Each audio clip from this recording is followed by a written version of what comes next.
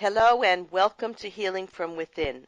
I am your host, Sheryl Glick, author of The Living Spirit, Answers for Healing and Infinite Love, and am delighted today to welcome Diane Goble, co-author of The Transformative Power of Near-Death Experiences, along with Dr. Penny Satori and Kelly Walsch. Diane Goble, a former guest of the show, continues to share her amazing experiences and awareness through her own near-death experience and the fundamental message behind every NDE, which is one of love, peace, compassion for others, and the transformational power that transcends cultures, faiths, and creeds. Hello, Diane, and thank you for joining us again on Healing from Within. Hello, Sheryl. Thank you for having me back.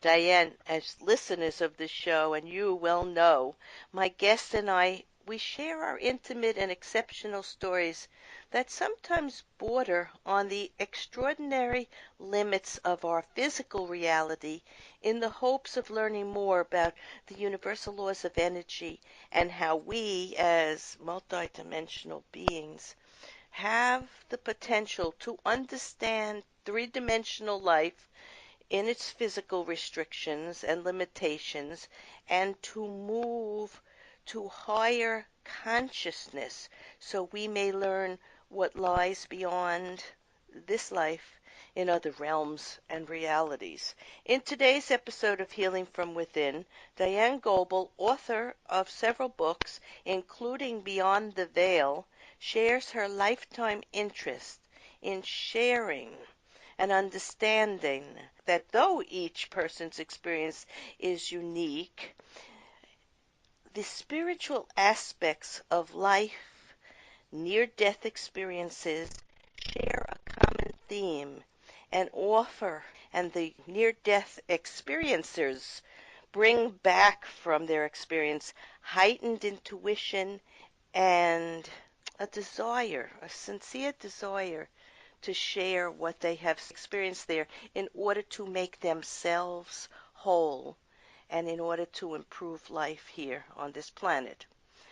Now, you may remember, Diane, that I always love to ask my guests to think back to their childhood and an experienced person or event that may have been profound and led them to follow the path to adulthood for the purpose of perhaps completing their soul destiny and perhaps leading the life that they were born to lead.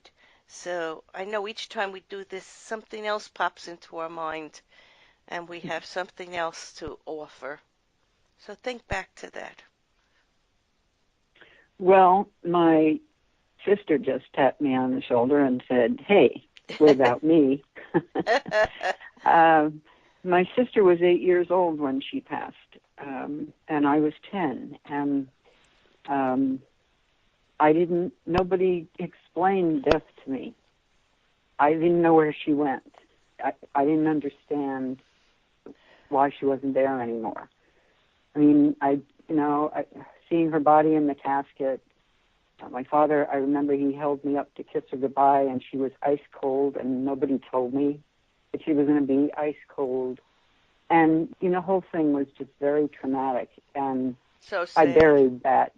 I suffered all the way through high school with that stigma of, I don't know, one of your siblings died, and so there's something wrong with you. I don't know what I thought, but I just had a very troubled childhood, and my parents didn't deal with that with me very well. No, as a young child, when I was in junior high school, one day a boy didn't come into school. He sat next to me, and he wasn't there, and he was always there. And later I learned that he had died in an accident. And I couldn't even fathom that he was gone. I didn't understand death. I didn't think anybody ever leaves, because somehow a part of me knew that our soul or our energy or spirit, there is no death. There's only transformation of the soul to other forms of life. I knew it, but of course I couldn't explain it, but I always felt him around me. And of course, now as a medium and an intuitive healer, this is Well, many yeah. years later, I can express in the appropriate words that we are eternal and we are energy beings, spiritual beings, having a physical life. And that's why I couldn't accept it. And I'm very sorry that you had to see that. It would have been okay if your parents would have not brought you into that room to see I know. that, And her death was sudden too. It was an accident. So it was it like we was, were playing, and then she went out to play with her friends, and I was with my friends, and the next thing I knew, we were in the hospital, and she was dead. it's all too much for a young mind and heart Yeah, to it take was. in. It was And, awful. in the Jewish religion, they don't allow children to the cemetery. Yeah. It's not even Oh yeah, allowed. seeing the casket lowered into the grave, I It is remember as being very traumatic. I'm sure, and it's really not necessary, but everyone has their own beliefs about this and what they want to do, but they really need to think about, a child's sensitivity and what's Yeah. appropriate for them at that time. So I'm Hmm. sorry you had to experience that. But let's Yeah, that go was on rough. to, yeah, let's go on to, um, tell us how you became involved with Dr. Penny Satori and Kelly Walsh, and there's other people, Dr. Bernie Siegel, Dr. Eben Alexander, Neil Donald Walsh, and others who contributed to this anthology of near-death experiences. And Yeah. why do you think there are so many stories of this kind being talked about now? I would say probably because of the internet. Oh, yeah. Yeah, I think that multiplied the effect because, when my experience happened, it was 1971, and you didn't talk about this, they'd commit you. Mm. You obviously were delusional or schizophrenic or whatever, and, they'd put you in the ward and give you drugs. So we didn't talk about it, and it wasn't until Dr. Moody's book came out in, I think, mid-1970s, Life After Life, and, that kind of opened it up. So it's progressively gotten out there more and more and more and more, and with the internet, it just kind of exploded. Well, there are many more people who are aware of metaphysics and quantum physics and the science approach to understanding that we are energy beings and our thoughts and our physical, our heartbeat, everything about us radiates energy and an aura. And so it's much more understood, but still, there are many people who still think you're dead, you're in the ground, you're finished. That's all that you are, Right. is this physical vessel. So it's still, while it's come farther along, we have a ways to go. But tell us more Mm. about your 1971, before your 30th birthday, when you Well, let me drowned. start with how I got involved with the book. Oh, Um, okay, okay. okay, so it came about after a very depressed young woman in England named Kelly Walsh overdosed, and she was taken to the hospital after several days, and it was a long, drawn-out process. And in that period she was in the hospital, she had a spiritually transformative experience. And her message when she came back was that like-minded souls would collaborate and change the world through the power of love. That was like her motto. She didn't really know what that meant at the time. Mm-hmm. But she quickly changed, her personality changed from being a suicidal, anxious, and depressed human being to being incredibly positive and loving for the first time in her life. And she ended up starting a foundation based on positivity power, as she calls it, to help lift children around the world out of poverty and suffering. So her path already was turning to, it's like, okay, now how do I spread my message? Mm. And so she started looking on the internet, and that's how she came across Dr. Penny Satori.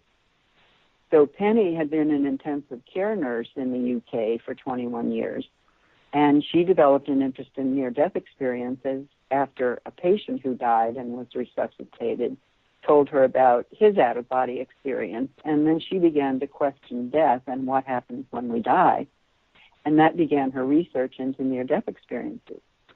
So she looked into it for a number of years and interviewed patients and was awarded her PhD for her thesis, The Wisdom of near-death experiences. So all of this comes together when Kelly sends Penny an email about her experience and says she wants to talk to her. And this was in 2014. Well, Penny's book had just been published by Watkins, and she had been doing speaking engagements all over Europe for months and months and was inundated with emails that she had to answer, and she was pregnant. So she wasn't really looking for a project. But after she talked to Kelly, she found herself wanting to answer the question, what is it about near-death experiences and spiritually transformative experiences that makes them so powerful that they change the way people perceive themselves and live their lives afterwards? Mm. So through her connections, her publisher Watkins agreed to publish the book, and Kelly searched the internet and found 20-some near-death experiences around the world who were willing to contribute their transformational stories to the book. And that's how she found me, was by looking on the internet. So my story has been included in several other books about near-death experiences, but I found this project particularly interesting because it deals with the effects these mind-blowing experiences have on people's lives that are unknown, basically. So for this book, I had to rewrite my story from a different angle, focusing on the after effects. So all of these other people who came on board, Neil Donald Walsch, there was a connection. She went to a seminar and he was there, and somehow she met him, and he, at the same time, he got his new book, Galleys.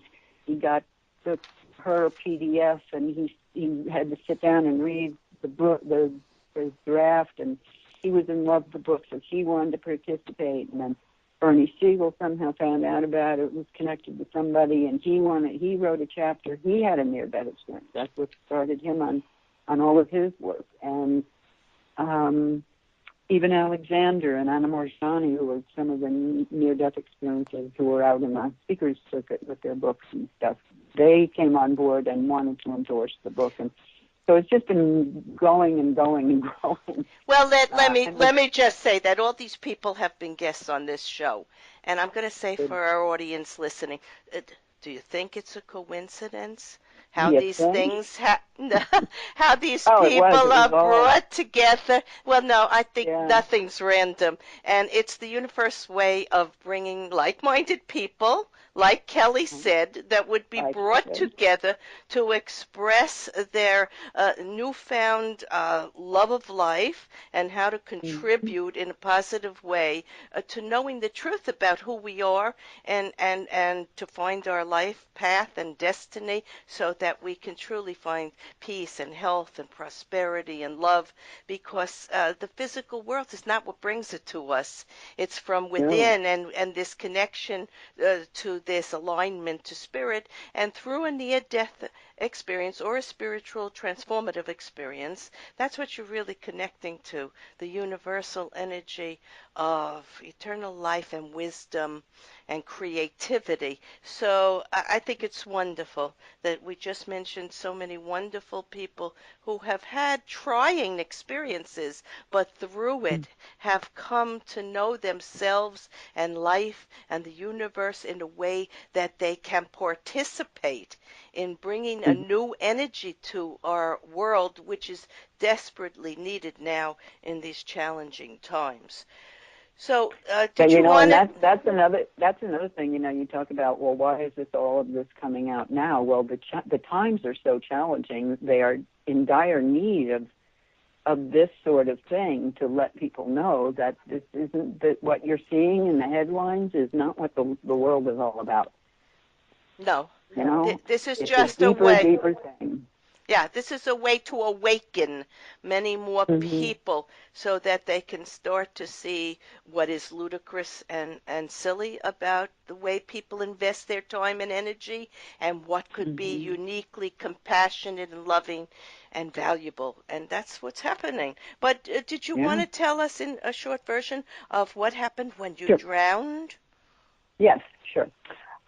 So I was rafting down the Chattooga River in northeastern Georgia with my husband, my teenage sister, and 5 crew members from the movie Deliverance, which was all filmed on the river. My husband was a cameraman. When we made a big mistake,